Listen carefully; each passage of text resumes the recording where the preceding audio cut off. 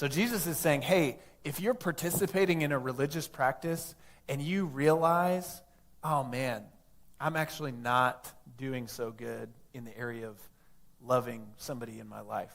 Like I have something wrong in one of my relationships. He's saying, hey, you should actually stop what you're doing and go address that relational conflict and then come back and continue practicing that religious practice. Amos chapter 5 says something similar. Amos was this Old Testament prophet, and he's speaking kind of a harsh message to the people of Israel. And I like to picture Amos like standing outside of the temple as people are coming in to worship, and he's delivering this message from God.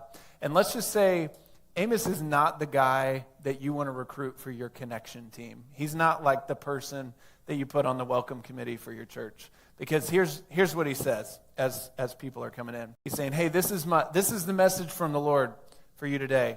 He says, I despise your feasts. I take no delight in your solemn assemblies. Even though you offer me burnt offerings and grain offerings, I will not accept them. And the peace offerings of your fattened animals, I won't even look at them. Take away from me the noise of your songs, the melody of your harps, I will not listen to. But let justice roll down like waters and righteousness like an ever-flowing stream. The message from Amos is like, hey, God is not interested in your feasts. He's not interested in your songs if your community doesn't reflect the love and justice of God.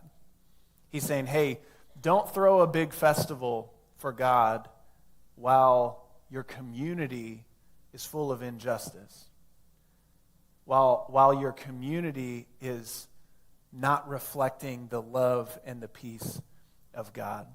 It's sort of like if you sang like a really beautiful love song to your spouse, but you were kind of a jerk to them, and you never did what they asked you to.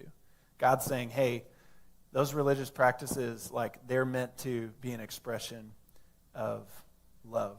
And what's really going to honor God in our community is when we love our neighbors and we treat them well. So, the question we need to ask ourselves is, am I prioritizing religious practice over loving